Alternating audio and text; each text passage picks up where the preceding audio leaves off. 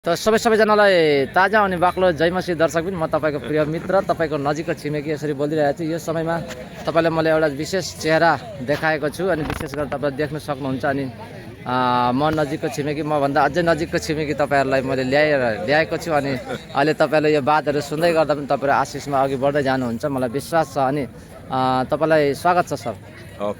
धन्यवाद तपाईँलाई। सबैभन्दा पहिला तपाईँको विशेष गरेर नाम चाहिँ विशेष है, अनि यो नाम चाहिँ कहाँबाट कसरी आयो अलिकति मलाई जान्नु मन लाग्यो सर। यो एकदमै युनिक नाम लाग्यो मलाई। मेरो नाम हजुर मेरो आमा बुवाले नै मलाई दिनुभएको है हजुर। अनि यो नामको अलिकति वर्णन, विशेषको वर्णन अलिकति।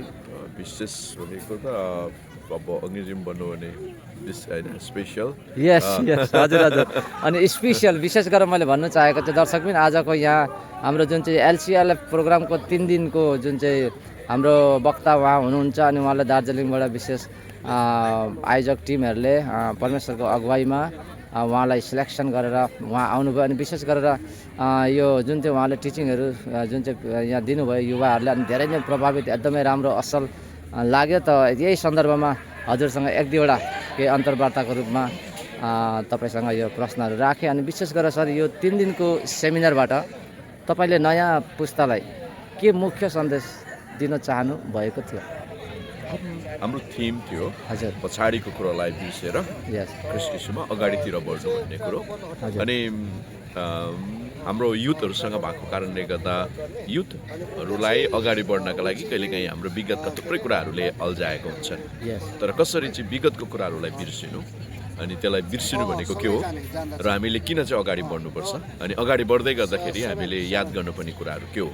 र म एज अ वक्ता अथवा सहजकर्ताको रूपमा यो 3 दिन मैले बोल्ने 5वटा विषयहरूलाई चाहिँ अब कसरी बुझाउन सक्ने भन्ने चाहिँ मेरो मेन उद्देश्य थियो। हजुर एकदम धन्यवाद। अनि दोस्रो तपाईँसँग मैले सुझाव मागेँ, जस्तो कि आजको नयाँ पुस्ताले परमेश्वरको वचनबाट सबैभन्दा बढी के सिक्न आवश्यक छ जस्तो लाग्छ तपाईँलाई?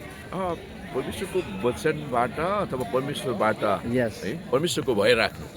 किनभने एउटा जवानले परमेश्वरको भय राख्नु सिक्छ भने त्यो नै उसको लागि सबैभन्दा सुरक्षित कुरो बन्छ। किनभने परमेश्वरको भयले चाहिँ सबै कुराहरूको लागि एउटा बाटो सुगम अनि सुरक्षित बनाइदिन्छ। एकदम धन्यवाद। अनि विशेष गरेर फेरि म तपाईँलाई प्रश्न राखेँ त्यसमा, अनि 3 दिनको सेवाकाई गर्दाखेरि तपाईँलाई सबैभन्दा धेरै खुसी दिएको क्षण चाहिँ कुन थियो सर यो 3 दिनको सेमिनारमा? अब खुसी भन्ने कुरो एउटा चाहिँ अब यहाँनिर प्रभुमा समर्पित भएका अगुवाहरूसँग अनि प्रभुको लागि केही गर्छु भन्ने प्यासनेट अनि त्यो तृष्णा जोस बोकेर जिएको युवा युवतीहरूसँग देख्नु पाउँदा, अनि जुन उनीहरूले एज अ प्रभुको महिमाको लागि म पनि मेरो जीवनमा परमेश्वरको कामलाई देख्न चाहन्छु भनेर जब उनीहरू अगाडि आए आफ्नो जीवनलाई अर्पण गरे, त्यो चाहिँ मेरो लागि धेरै धेरै अब आनन्दित छन्। त्यो बहुत ब्लेस तपाईँले एन्सर दिनुभयो, एकदम म पनि उत्साहित भएँ तपाईँको एन्सर सुनेर। अनि विशेष गरेर